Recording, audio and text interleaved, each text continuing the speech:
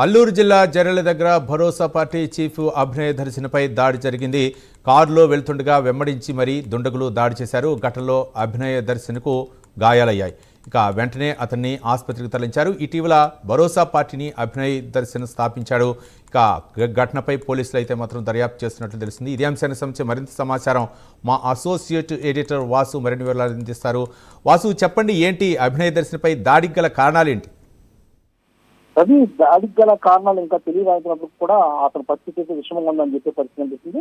GK వీధి మండలం జిర్రే గ్రామం వద్ద అభినయ్ దర్శన్పై దాడి జరిగింది. అభినయ్ దర్శన్కు తీవ్ర గాయాలు కావడంతో ఆ జిల్లా హాస్పిటల్లో ప్రాథమిక చికిత్స ఇచ్చి అనంతరం చింతపల్లి హాస్పిటల్, ప్రస్తుతం నర్సీపట్నం హాస్పిటల్ కూడా తరలించడం జరిగింది.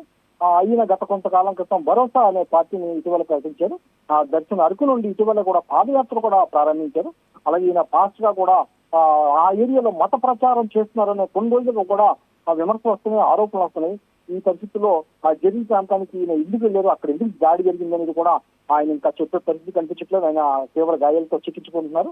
తీవ్రంగా అయిపోయినటువంటి ఆ దర్శన్ గూడెం కొత్తగిరి మండలం జర్రీ సమీపంలో ఆ తోటపాలి వద్ద నివాసం కొంతకాలంగా నివాసం ఉంటున్నారు. కానీ ఆ ప్రాంతంలో వాళ్ళ దాడి జరగడం, కొంతమంది గుర్తు తెలియని వ్యక్తులు మనం చూడొచ్చు వాహనాలను వెంబడించి మొత్తం కూడా మాస్క్ కట్టుకుని ఆయనపై కూడా దాడి చేయడం జరిగింది.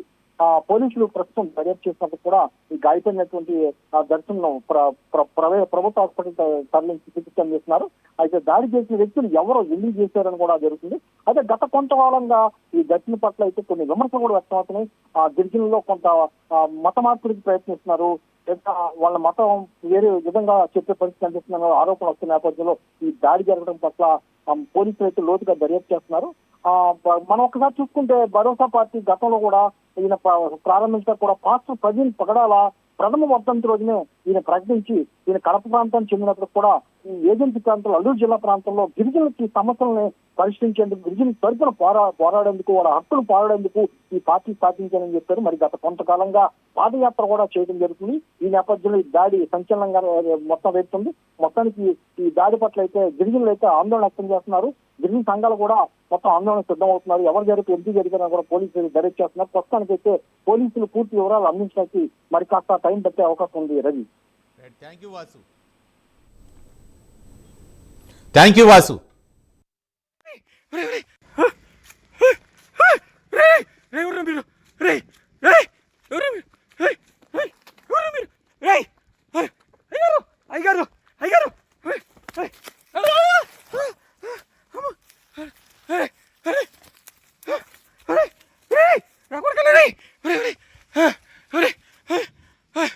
కళ్ళలో కారం కొట్టారు.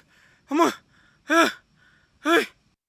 మోటార్ సైకిల్ అమ్మా, మోటార్ సైకిల్ మీద వచ్చారు. మోటార్ సైకిల్ ఎంతమంది వచ్చారు? మాకు తెలియదు సార్, 6 మెంబర్స్ అని చెప్పారు మాకు.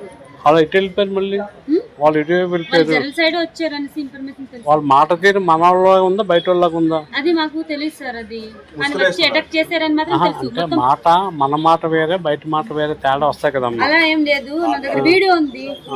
మాట్లాడలేదు, వీడియో ఉంది. నాకు చెప్తే తర్వాత ఏమైందంటే మాకు చెప్పిన తర్వాత మేము తర్వాత వీళ్ళకి వెళ్ళాము. చూస్తే పొడుగు